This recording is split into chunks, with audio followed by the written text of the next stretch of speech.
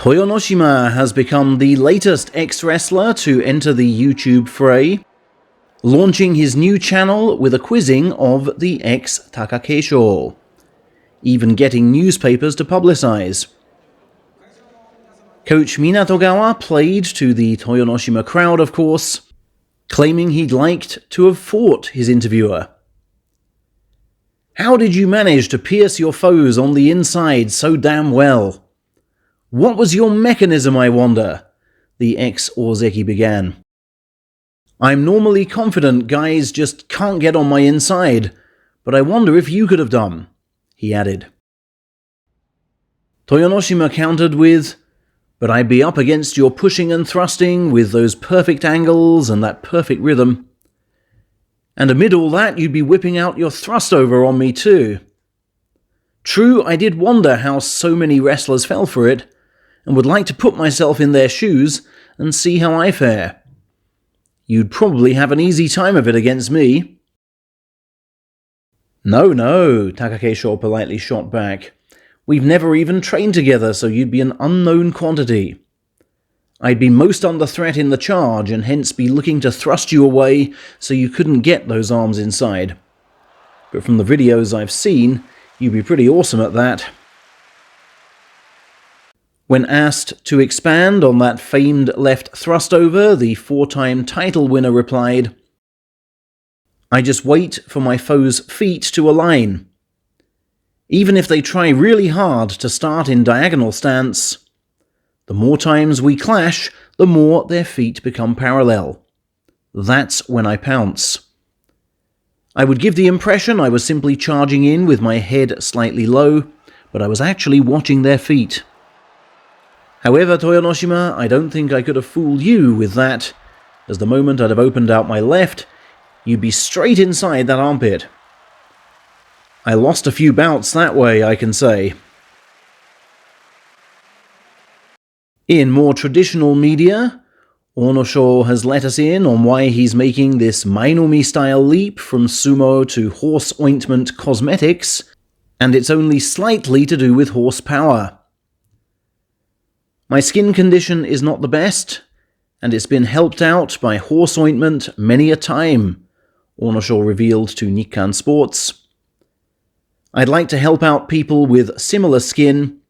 I've got a family to provide for, and I'm looking forward to the new challenge." Already into his second career is the ex-Shohozan, whose meat restaurant seems to be doing good business. It's located, I'd say, 100 meters from Funabashi Station, which, via the Sobu line, is directly accessible from the sumo arena. And, after its successful crowdfunding campaign famously introduced on this channel, Sauna Yokozuna is also now open. If you are coming to sumo in January and have a chance to get up to Kawagoe, please pop in for a bite to eat. They'll be very pleased to see foreign fans. And I stress, you don't need to use the sauna. Sauna Yokozuna is located just to the side of Hon Kawagoe Station. Another ex-wrestler, Chiyotairyu, claims he's fallen victim to the type of scam recently spotlighted by the Netflix drama Tokyo Swindlers. "I'm embarrassed to say I've been fooled into buying land from fake owners," he appeared to tweet. "And I'm taking civil action," he added. He's also expressed an interest in joining an all-Japan power-slapping contest through which he can vent his frustrations. Another ex-wrestler, Tochikamiyama, looks set to return to the ring in amateur sumo circles. His father, Tadahisa, after a months-long absence from social media, announced that Sumo Association permission has been granted for his son to compete in All Japan Amateurs next December. He may need to go through qualifiers. It's extremely rare for an ex-professional to put on an amateur sash.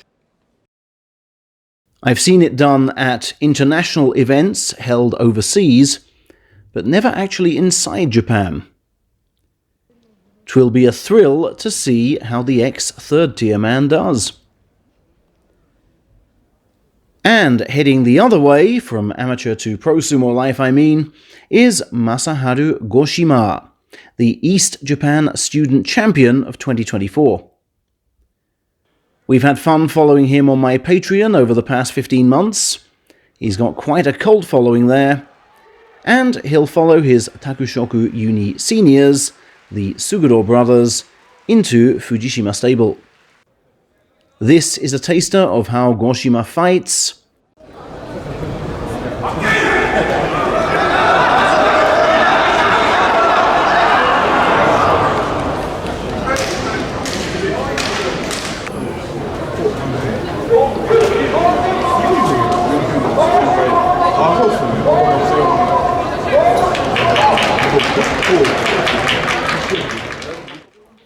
He will debut in March 2025, next to the bottom rung of Division 3. But will he achieve the rapid success of Ukrainian Aonishiki, who has just held his second-tier promotion party? I will work to get up to Division 1 next year in as few tournaments as possible, he told dozens of guests on Friday night. I'm so pleased I joined Ajigawa stable. I don't think I'd have made salaried level in just 7 months anywhere else, he continued. His adjacent stable master then said, I'll make sure he devotes himself to training well enough so that we can hold a top-tier promotion party.